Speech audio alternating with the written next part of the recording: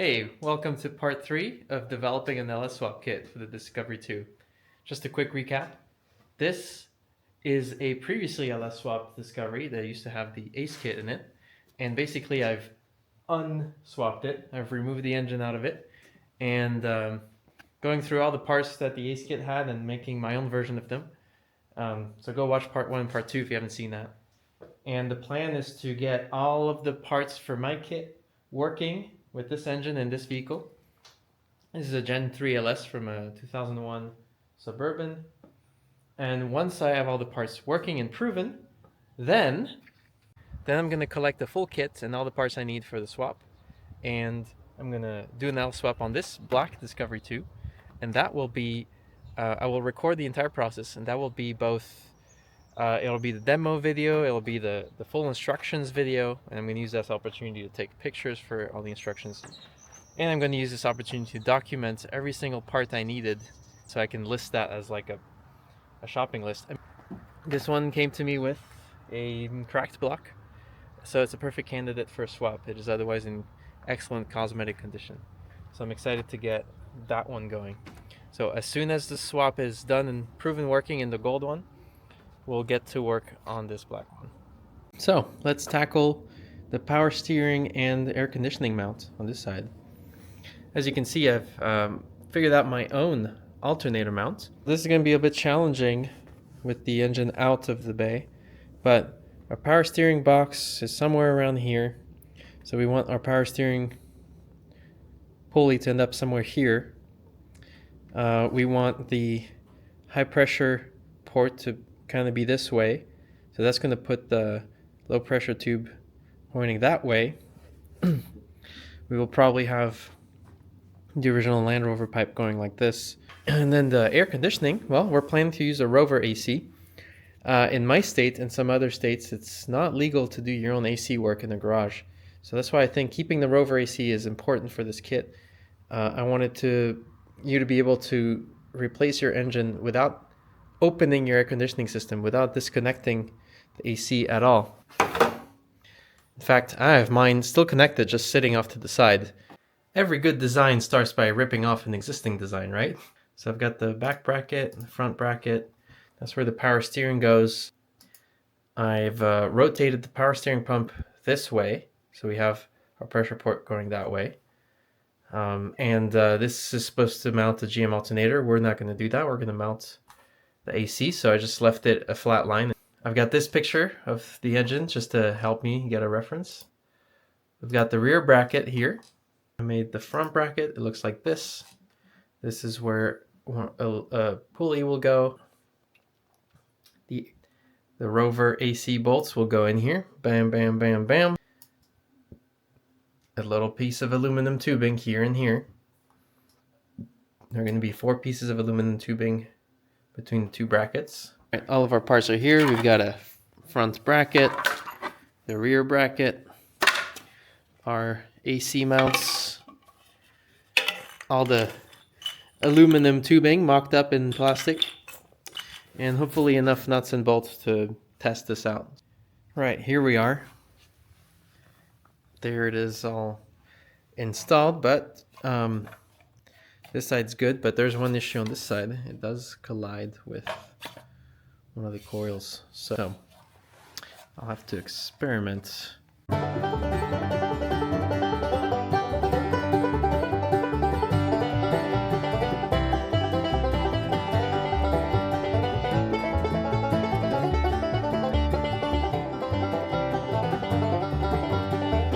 Alright, I think I've reached final status. Moving the power steering a bit to the right. Now the belt doesn't hit it on the left side, which is good. So it's all good now. We've got a pulley down here to add more wrap around the power steering. Yeah, I think I'm happy with it. It seems good. I think that's final. I'll probably go and do a metal prototype of it, and I hope that I got all my belt alignment right. So a cool side effect of posting these videos is that there's a lot of smart people watching, and they're looking at how I'm designing this and they're giving me feedback. The thickness of You know, these shims and these spacers and the entire stack together is about 1.5 inches. There's some concerns about that being a little bit too much. And I agree. If I could make it thinner, I would. And well, I got a tip that the small block Chevy used a 153 tooth wheel, or flywheel, that is. And that flywheel is smaller. And if we're able to use a smaller flywheel, then we can get rid of the two shims, and we just need our adapter, 1/2 inch, because that's the whole reason why we had the stack. Here, let me show you. Unfortunately, I lost the footage explaining it, but the reason we had to have 1 inch of spacer before our 1/2 inch adapter is because the stock LS 168 tooth flex plate is too big to fit in the Rover bell housing. So basically we needed to offset the engine away from the bell housing so that the flex plate doesn't end up in there. And then we need to have that super thick flex plate to torque converter adapter, which is kind of an issue and kind of bulky and expensive to make. So instead, what if we were able to use a small block Chevy 153 tooth flex plate? Those are smaller and they would fit. The problem is, two problems. One is the small block Chevy crank bolt pattern is not the same, so you can't just bolt it up. And the biggest problem is that we're going to need to figure out a starter and the starter mount that can be closer to the block that can reach that smaller flex plate. I found a Ford starter that mounts forward, and I'm going to integrate the starter mount into the bell housing adapter. So the starter is going to bolt forward into the adapter, and that way I can control the exact location of the starter. So I went back to CAD and took a bunch of measurements of the size of the wheel and the correct spacing of the starter teeth and the starter bolt holes. It's sort of in there, but oh man, I think my measurements are pretty good, but the starter may have been, the bolt holes may be a little too far up because they're rubbing against the block and I can't just flatten it. I'll briefly show you what the CAD side of things looks like.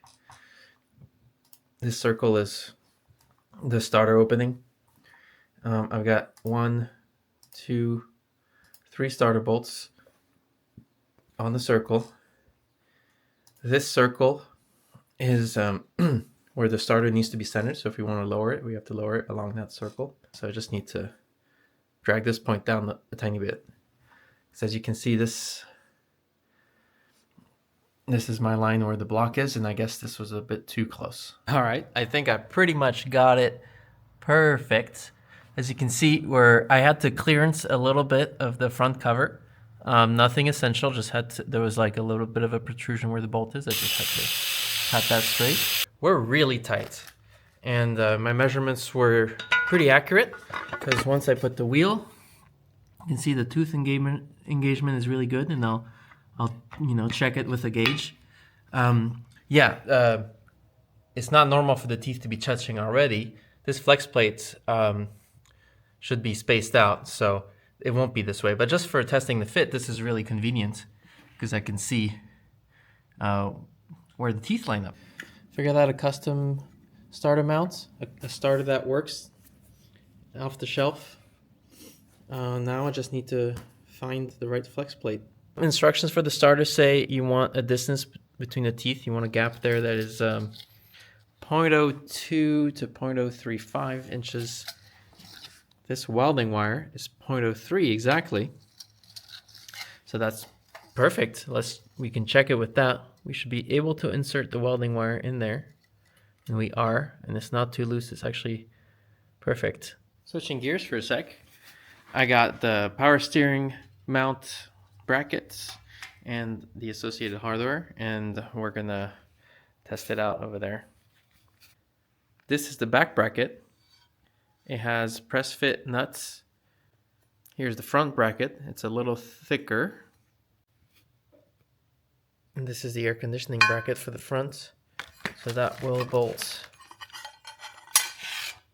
like that. This is how it installs. Step 1 is the 3 long bolts with spacers. Step 2 is installing the power steering with 2 through bolts with a nut on the back. and this bolt goes into a threaded hole on the power steering pump. AC bracket is on. It's solid. Little pulley down here is on. The pulley does not hit the bolt here. It clears just fine. That's great. So that's what the belt routing will look like with the AC pulley up here. Yeah, I won't be able to fully test it until this is back in the vehicle. Then I'll be able to check the AC location. So here's what I have in mind. I'm thinking make a flat flex plate with 153 tooth ring gear. And this flex plate, its only purpose is to start the engine. You have a starter hooked up and it turns this ring gear. Then we have a crankshaft spacer, something like this. Stick that there. And then we have a secondary flex plate with no ring gear. This flex plate's purpose is only to transfer torque to the torque converter. So this flex plate then goes here. And thanks to that crank extender, it'll meet with the torque converter, right? And then we get some extended high quality like ARP bolts to go through here. And now we don't need a torque converter adapter, that giant billet piece milled out. All we need to do is make this. And that gives us the spacing, it makes up that spacing we need to reach the torque converter. Now you might say, well, why not just put a big spacer like this, but just have one flex plate? Forget this one. Just have this one flex plate here with a ring on it and have the starter mate to that. Well, the problem is, if the starter is pushed forward that much, it's going to cause us to have to grind away a ton of that bell housing in this area to the point where there'll be a hole in the bell housing. On second thought, I think grinding the bell housing is not that bad. If I zoom in here, this circle, that's the starter gear, and there's the bell housing. I would just have to grind off this section, which is pretty easy to do with like die grinder. Not to mention an important detail, the crankshaft spacer will have a bore that matches the rover torque converter. So that will ensure good concentricity and alignment. So it's a 2-for-1. We get the space correct and we get the crankshaft bore to match the rover. So there. I think it's a big improvement compared to the Ace kit solution, which was to have this loose tube that you would loosely stick in here and it kind of wobbles and not very confidence inspiring for alignments. I think they had you put this and then this in here, and it just, I don't love the fit. So I think this solid block, this solid piece with the right clearance will be better. Just one small problem, because there always is. If I'm using this crankshaft spacer, I'm gonna need longer bolts, right? Because these are not gonna reach. Just one problem. These bolts, the thread is M11, and M11 bolts don't exist except for flex plate bolts, and there aren't any that are any longer than this. So it's impossible to find M11 bolts in like a 45 millimeter or something. So I can't get bolts long enough. So what does that mean? I think I'm gonna have to do something like this, where there's some, between each through hole, there's some threaded holes. And then you would mount this sort of at an offset. I will need to basically to make a recess. So these bolts will have to be recessed inward so that they don't need to be so long, right? So the head rests somewhere over here. So this is more like what we need. Bolts to the crank through here, and then the flex plate bolts to these threaded holes. something like that. Our bolts will go there. Just have to line up the holes properly. And then that goes there. Voila. Just need to get some M10 flex plate bolts. Yeah. It'll work. You know, maybe I was making too many assumptions before, because I'm trying our crank spacer. It's just one flex plate with the ring. The wing pushed all the way back as much as possible, flush with the front. And would the starter fit? Would we be able to reach? It would bolt about there. And I think it would. I mean, it's going to sit like that. We can shim it out a little bit. And then when it sticks out, I think it would reach the flex plate. So maybe I was overthinking it. We just need the one. It needs to be flat. It needs to have 4 holes. And it has to have 153 tooth ring gear. We'll still need to do this thing because we don't have bolts long enough to reach. But that's okay. Going back to the accessory drive real quick. I just placed the engine in here so I could test the air conditioning. It's bolted in. It's rock solid, not going anywhere. And I've been using laser beams to check the pulley alignment, and it looks like we're perfect. Everything is aligned nicely. So, happy with the mount. Yeah, looks pretty good. Yep, so I'm very happy with the accessory drive. Now I might just run a string around it and figure out what length of belt I need. I'm measuring the length, by the way. I got some string going around, following the belt routing, and then I'm going to mark where the 2 ends meet and measure between the 2. I think I found the belt that fits perfectly. It's this one. So I'll have to remember that. But we've got very good tension. Went on there tight.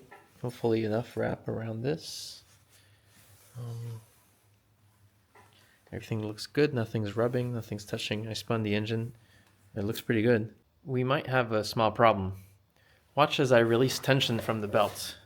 Look at the air conditioner. Look at the air conditioning compressor. I don't know if you can see that.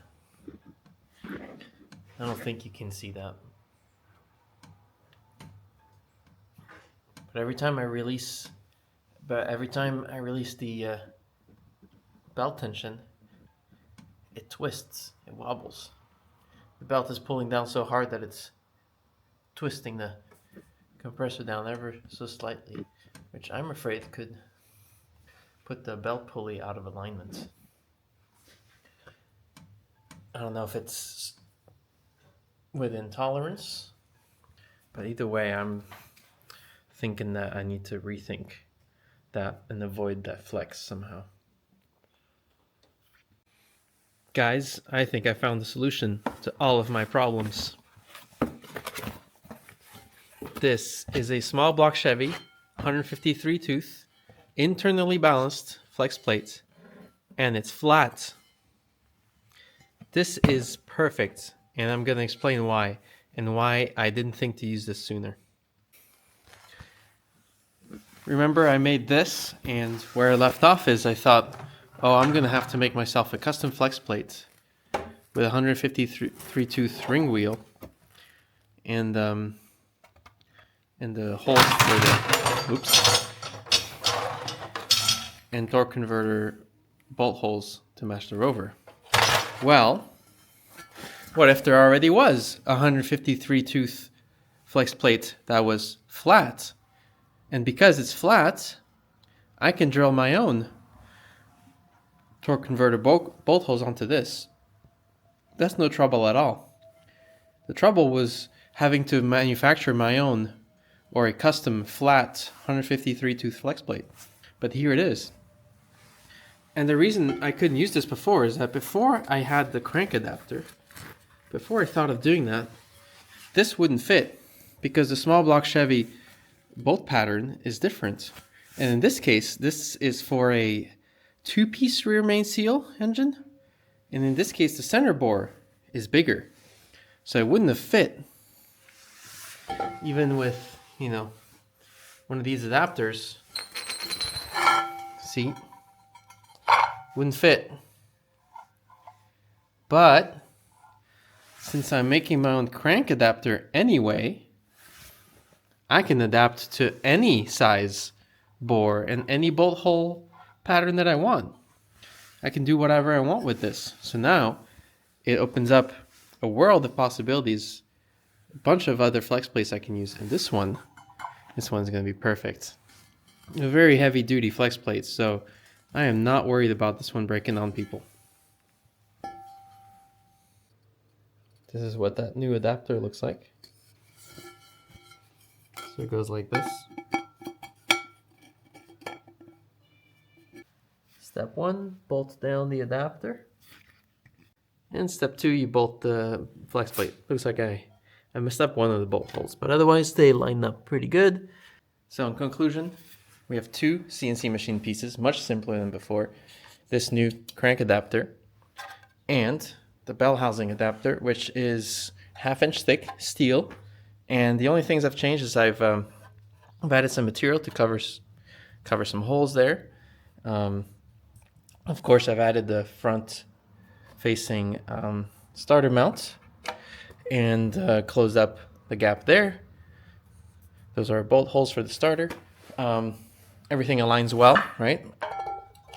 I've checked, I've pulled this out and made sure that the clearance with the teeth is what the instructions suggest. So all's well.